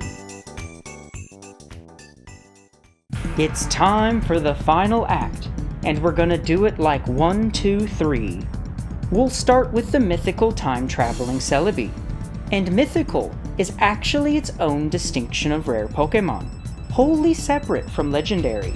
They had to add that one in after Pokémon became Super Saiyan gods, because legendary Pokémon can't just be interesting on their own anymore. We gotta have Super Ultra Mega Pokémon that are even more powerful and special than that. But anyway, Celebi is guardian of every forest across all of time. The Pokédex from Crystal version says, it's revered as a guardian of the forest. Celebi appears whenever beautiful forests exist. Gold says, this Pokémon wanders across time. Grass and trees flourish in the forests in which it has appeared. And Silver says, when Celebi disappears deep in a forest, it is said to leave behind an egg it brought from the future. They must have forgotten about that one, because that would have been a great pick for the whole paradox thing. Maybe Celebi is actually bringing her own egg from the future. Now that's a real paradox. Also, Celebi is referred to as she in the movie, but is genderless in the games. And that's a real paradox, which in the modern day can end your professional career. But let's not worry too much about misgendering a fictional character. Its Japanese name is the same as its English one. They just say it like this. Celebi. And it's likely a combination of Seirei, which means spirit, and Bi, meaning beauty. Now the Johto region has an overarching theme of Shintoism and nature worship, and Celebi is also quite like that of a forest fairy or a dryad, or perhaps a Kodama, which are Japanese spirits that inhabit trees. They protect these trees, and curse those who would cut them down. When there is an echoing noise of what sounds like a fallen tree at the dead of night, even though there are no actually fallen trees. It is said to be the anguishing voice of a tree spirit. And before choosing to cut down one of these trees suspected to house them, proper prayer is in order to make sure that it's safe to do so. And protected trees believed to contain these spirits are marked with a special rope so that no one will ever disturb them. Now Celebi's design took a rather drastic turn and dramatically changed over Gen 2's development. Originally, it would have looked something like this, which is based on the Kokopelli, a Native American fertility deity, which is largely depicted as a humpback flute player. It's a trickster god of music, agriculture, and childbirth. The Kokopelli carries unborn children on its back and distributes them to women who are soon to be expecting. So young women would make offerings to him in hopes that he would bring them one. But this guy's also a furry and got the same mojo going on for game animals, and especially deer. He's also sometimes depicted as an anthropomorphic insect, so maybe if Celebi kept its original design, it might have ended up bug-type. Now I think this thing kind of looks like Goldango, who was celebrated as the 1000th Pokémon, Jesus Ezekiel Christ. But there might actually be a connection there, because Goldango took inspiration from the Gold King of El Dorado, which is yet another Native American legend. Now they also say that this figure can be seen on the face of a full moon. And it's always on the moon, isn't it? Whatever you believe in, it's always on the moon. Rabbit on the moon, the man on the moon, aliens are on the moon, Jesus is on the moon, even flat Earth can be found on the moon. Now that one's actually quite interesting. So they weren't exactly sure what to do with Celebi, and not just in its design, but also in the lore. Before the Gold and Silver games came out, all the way back at the beginning of the Orange Island series, kind of the whole point about the Scooby-Doo gang even going over there in the first place was because Professor OnlyFans said she got a special ball that can't be transferred through the PC. So Oak sends Ash over to get it, and while he's there, might as well do the whole league, right? Now this thing was meant to serve as sort of a hint about the next generation. They called it the GS Ball, and it's got these letters inscribed on it, for of course, Gold and Silver. You might remember this thing, but probably forgot what it was for, and that's because it was originally intended to contain Celebi, but instead decided to do a whole Celebi movie, and scrapped that idea from the show entirely. The GS Ball was an item designed for an event that would later become exclusive to only the Japanese release of Crystal version specifically. So in order to take part in this event, the first thing you need is one of these bad boys, which connects your Game Boy to a mobile phone. And through the Mobile System GB paid service, you could enjoy some internet online features in your Game Boy games, including the ability to battle or trade online, access news updates, participate in quizzes, and get some bonus minigames. It was very ahead of its time. Players could even create or download battle replays, which could then also be transferred to Pokémon Stadium 2 using the transfer pack. Now that's sick. So one of the events run through this service would have you obtain the GS Ball from the Pokémon Communications Trade Corner.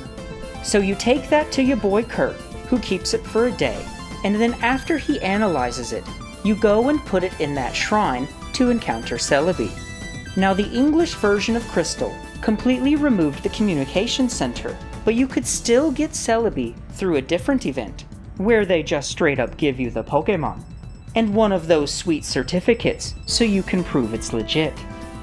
Although it isn't possible to recreate that event in the English Crystal version, it is still possible to use a modified version of the Celebi egg glitch to spawn in the GS Ball as a held item. Maybe this is the egg Celebi brought from the future. You want to know how to do the egg glitch? Alright, well here we go. train a male and female Sneasel to the same level of 57, with both of them having the same 3 moves in the exact same order, but Beat Up must be in slot 3. Then get them going in the Love Hotel until they have an egg. Then withdraw your Sneasels from the daycare and deposit that egg into a box. Now clone any Pokemon you like 4 times, and then clone it a 5th time to create a bad clone.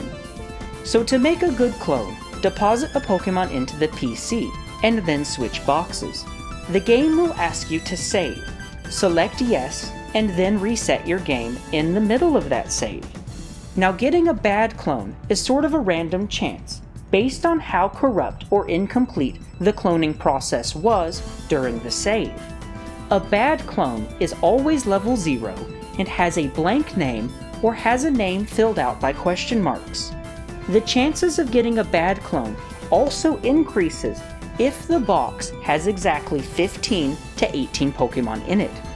I had to change boxes because box 1 got 15 or so Pokemon in it and I just kept getting bad clones. But that's okay, because you can just release them from the PC.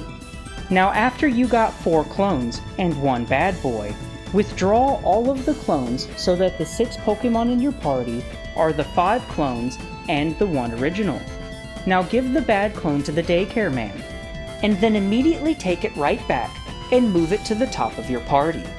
And then go to your PC, and using the Move Pokemon Without Mail option, move any Pokemon from your PC to the top of your party. And then go and give the bad clone to the daycare man a 2nd time.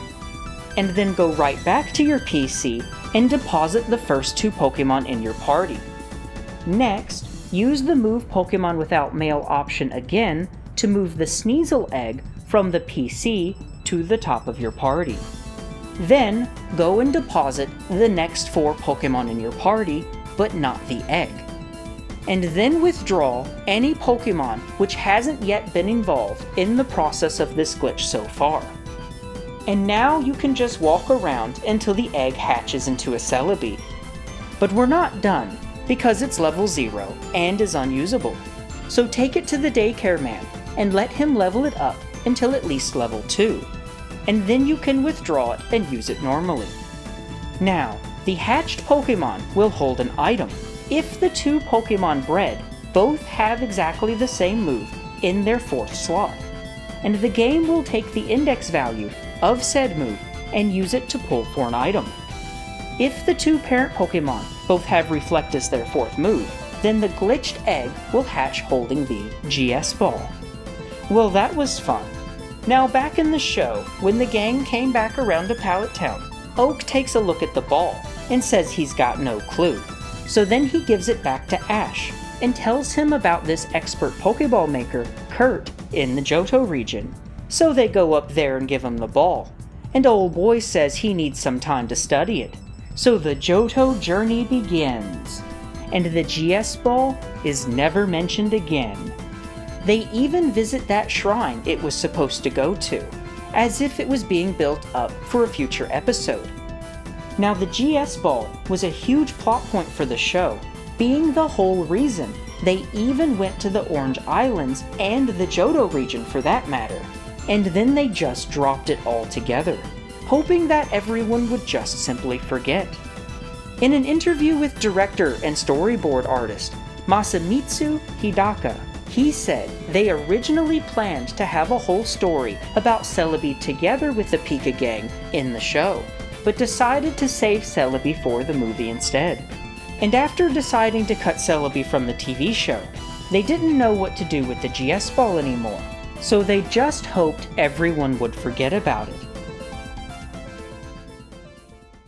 The Gold and Silver games started the trend of featuring a legendary duo, which would also be displayed on the cover art of their games.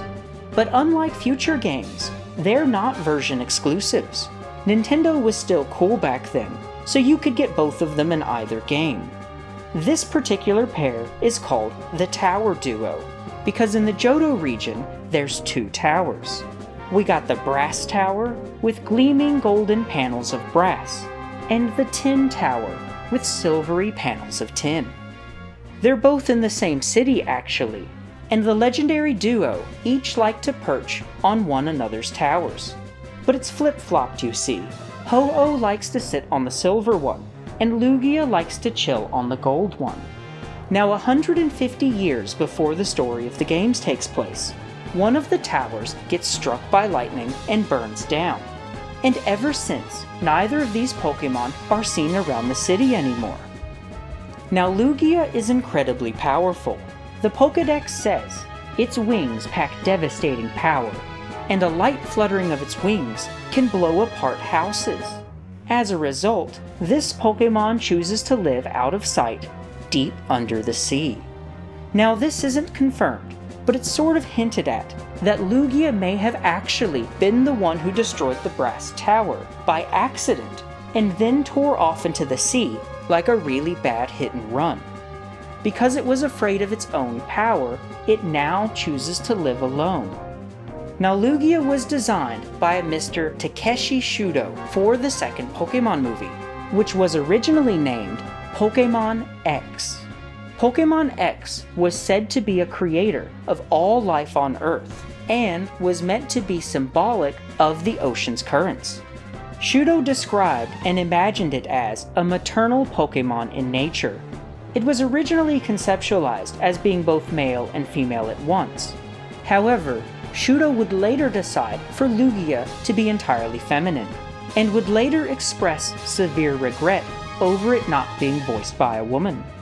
Now, as we already know, Pokémon X eventually becomes Lugia, whose name and design were created by someone else entirely, which would reshape several of its key features, such as it being voiced by a man, and becoming a guardian of the sea rather than the creator of all life.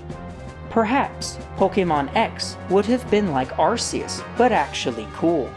There's a piece of concept art from the legend Ken Sugimori for the second movie, which still depicts Lugia having that big X on its belly.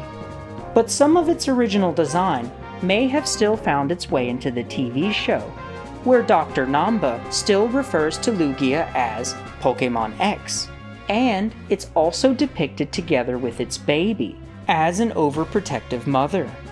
Also, Lugia was not originally in the Gold and Silver games, and was completely absent from the Space World 97 demo, but it would, however, be found in the 99 demo, which surprised Shudo greatly, who expected it to be an exclusive to the movie. Now Lugia was made Psychic type to make a stronger impression on fans of the time, because while it could have easily also been Dragon or Water type, Psychic was the most powerful and coolest type of its time. And just like so many of the Gold and Silver Pokémon, Lugia's Japanese name is the same as its English one. Lugia, So Lugia is Guardian of the Sea. Many liken it to the Ryujin, whose name literally means Dragon God, and is the bringer of rain and thunder, as well as being a patron god and father of several other deities. Lugia is also associated with storms in the sea, and something rather interesting from the Diamond and Pearl Pokédex is that if it flaps its wings, it is said to cause a 40-day storm. Now that's a rather peculiar reference, almost like it's referring to the flood of Noah. Maybe Lugia had some part to play in the Great Flood. Many cultures around the world each have their own flood myth, with a direct parallel to the Noah's Ark story, even being as similar as to having specifically 8 people being spared on a boat full of animals. And the evidence for a worldwide flood is also quite compelling. Things like finding seashells and fossilized remains of extinct sea creatures on high places such as the top of Mount Everest, or even possibly the Earth's layers, through a process known as hydrologic sorting, where different materials, after being stirred around in water, will fall into layers based on their size and density. But anyway, Lugia is sort of like Ryujin, who is also like the god of the sea. It's quite revered in Japan, because the sea and its bounty have played such an important role in Japanese culture. So it's not hard to imagine that Lugia may have in some way been inspired by it. Now the other box legendary is Ho-Oh. It's essentially another Phoenix Pokémon, and its Japanese name is yet also the same as its English one, ほう derived from the Ho-Oh bird of Japanese mythology. They're typically depicted as being an amalgamation of birds, but its most notable features are the long neck and peacock-like tail, which has 5 distinct feathers. It's brilliantly colored, with the 5 colors of the Chinese elements: white, black, red, yellow, and blue, which are respectively metal, water, fire, earth, and wood. How interesting that metal is included as one of their primordial elements, with earth and wood also being separate. And wouldn't you know, Ho-Oh actually sports all 5 of those colors. They're also graceful creatures of pure peace and tranquility, and could never cause harm to other living things. When a Ho-Oh flies, the wind stops, and all the wildlife grow quiet. Because of their purity, its song was also said to calm the sea. The presence of a Ho-Oh was said to transform the very air surrounding it. They appear only in lands blessed with peace and happiness, and flee to the heavens during times of trouble. The appearance of a Ho-Oh is an extremely good omen, said to signify the beginning of a new era. They're also considered sacred and quite often adorn temples or palaces. They're generally associated with the sun, which may also be where Ho-Oh gets its fire typing. But interestingly enough, in the beta version, Ho-Oh was simply just a pure flying type. Still looks just like our boy though. They knew exactly what this Pokemon was going to be, right from the start. Now let's talk about who let the dogs out. While many of us refer to them as dogs, they're more properly referred to as the legendary beasts, and aren't meant to explicitly be any specific animal. We'll start with Entei because he's the king, and his name implies that. It's a combination of En, meaning flame, and Te, which means emperor or king. So he's the Fire King, and this may explain that mystery of the demon from Inuyasha having the same Japanese name. But it does still look an awfully lot like another Pokemon from Gen 1. So what's the deal with that then? But Entei wasn't always the majestic king that he is now.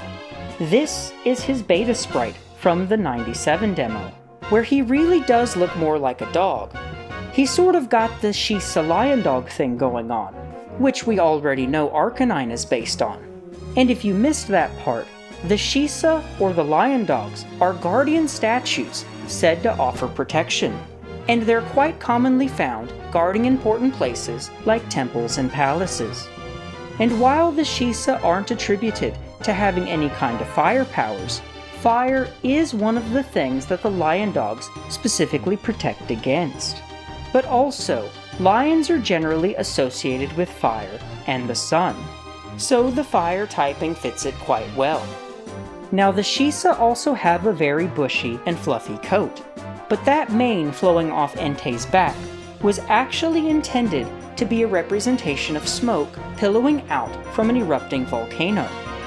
Entei's designer, Muneo Saito, described his inspiration as a hairy rock-like body with volcanic smoke rising from behind its head. He called it a king with a dignified beard. You could say it was basically a lion, but I didn't want it to be simply any animal, so I settled on a silhouette that could look like either a dog or a cat. It also kind of resembles the Barong from Balinese mythology, who is described as the king of the spirits and is often depicted as a fluffy lion, and are often stylized after Pekingese dogs. And that looks an awfully lot like a little Entei right there. The Thunder Beast Raikou might be based on the Thunder Beast Raiju, which is the companion of the lightning god Raijin. And if you remember from the first video, Rai means thunder, so Raikou's name probably means something like Thunder Lord.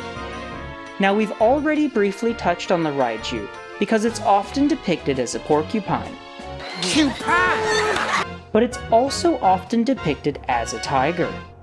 There's also this creature called the Nue, which is described as having the head of a monkey, the body of a tiger, and the tail of a snake.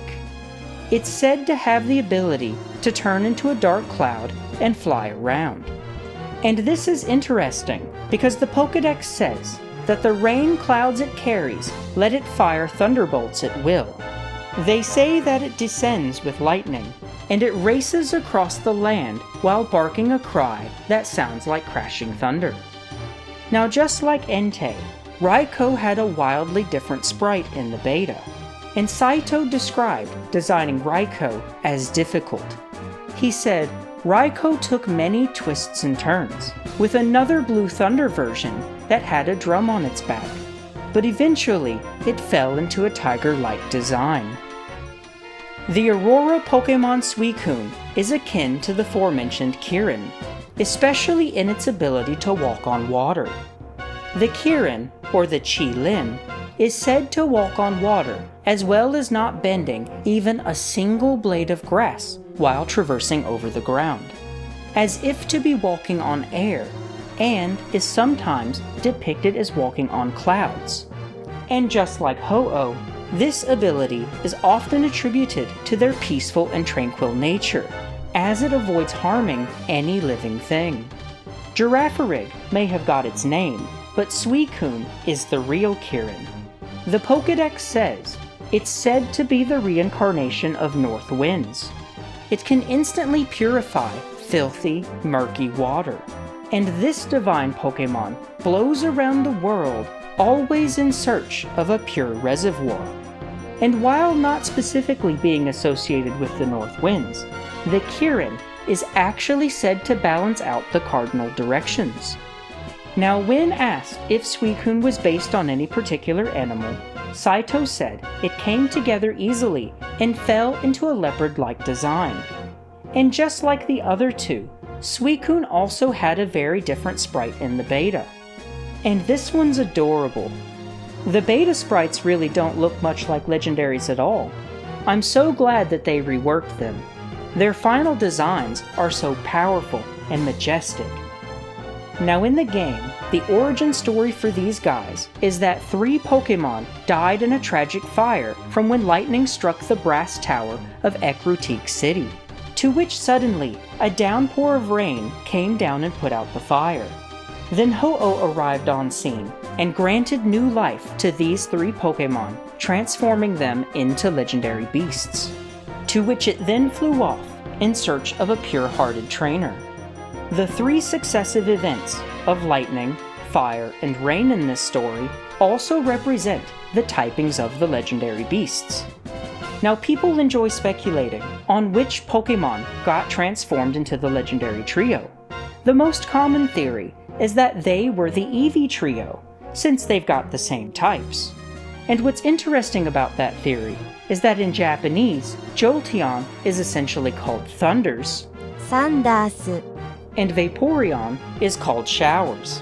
シャワーズ、 Now don't look that up. But for some reason, they call Flareon Booster. ブースター、 So their types and names are poetic, and it would all make sense.